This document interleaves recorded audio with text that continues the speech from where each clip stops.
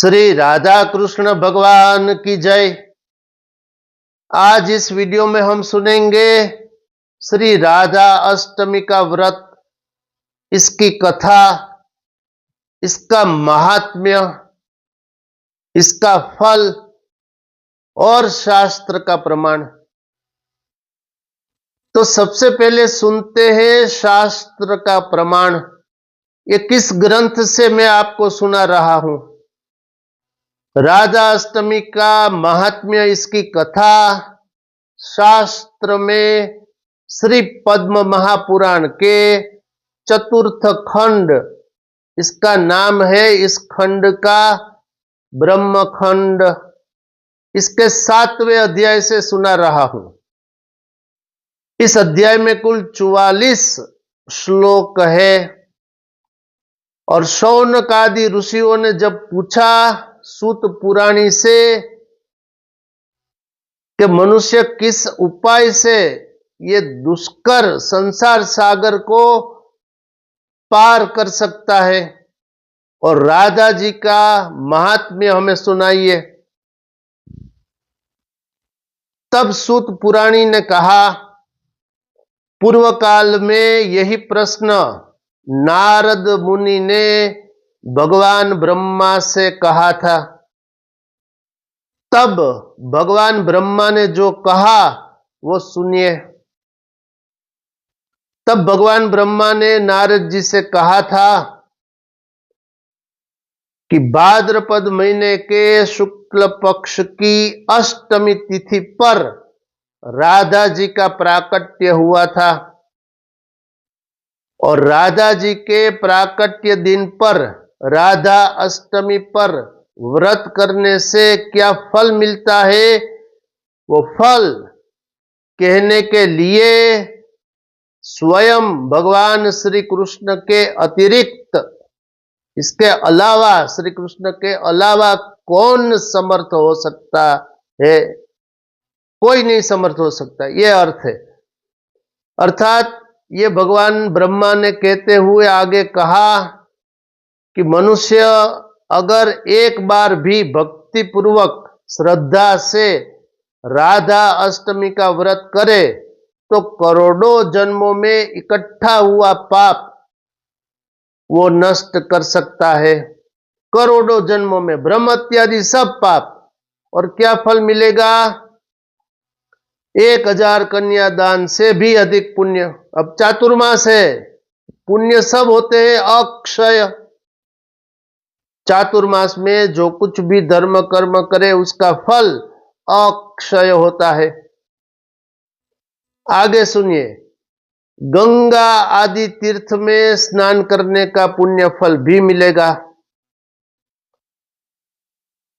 तो गंगा जी में स्नान करने से अगर श्रद्धा है तो मनुष्य बहुत कुछ, क्या सब कुछ धर्म लाभ केवल एक गंगा जी के स्नान करने से प्राप्त कर सकता है, अगर श्रद्धा है तो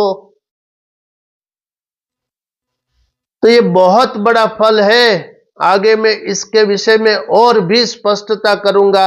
और मैं आपको ये बता देना चाहता हूं कि मैं पिछले 25 वर्षों के आसपास मैं बोल रहा हूं, तो जो कुछ भी धार्मिक विषय है तो वो ही बोलना रहता है जो शास्त्र में, वेदों में, उपनिषदों में, महाभारत में, रामायण में लिखा होता है, वही बोलना होता है।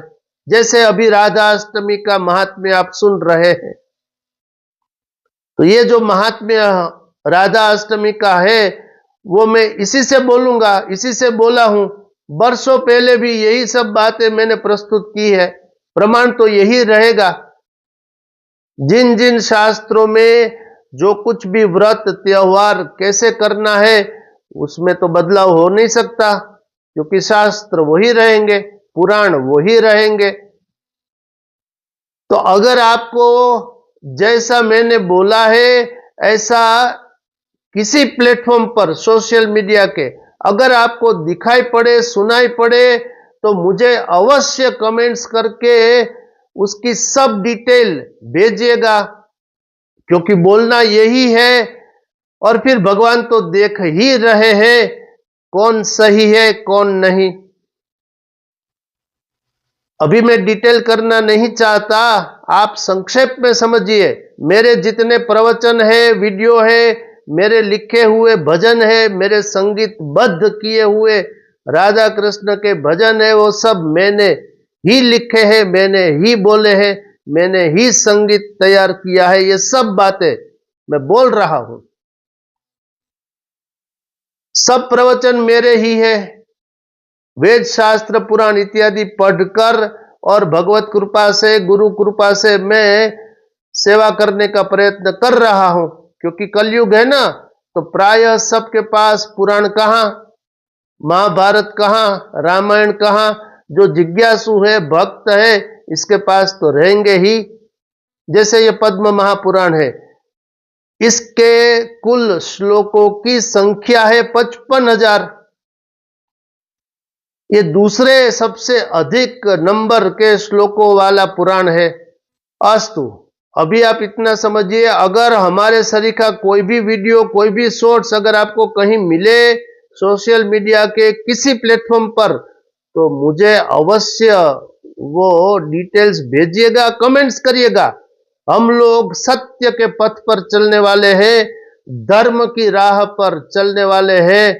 भगवान सब के सब कर्म देखते हैं। अस्तु, अब राधा अष्टमी के विषय पर चलते हैं। फिर लौटकर राधा अष्टमी का व्रत अगर कर लिया तो 1,00,000 एकादशियों का पुण्य फल मिलेगा। अश्रद्धा से भी कर लिया यह व्रत, तब भी 1 करोड़ कुल के साथ श्री वैकुंठ लोक में निवास करेगा। और राधा अष्टमी का व्रत में क्या करे?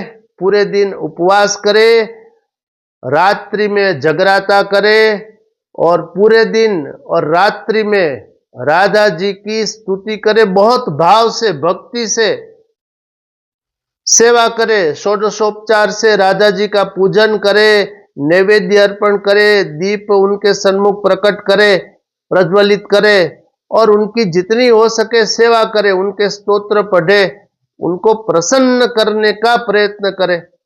तो ये सब बातें अवश्य करिएगा। राधा अष्टमी का व्रत बहुत महान है, बहुत फल देने लायक है। इस वर्ष ईस्वी सन 2025 में ये 31 अगस्त 2025 रविवार के दिन है। इस दिन अवश्य राधा अष्टमी का व्रत करें, यथाशक्ति यथासंभव दान भी करे।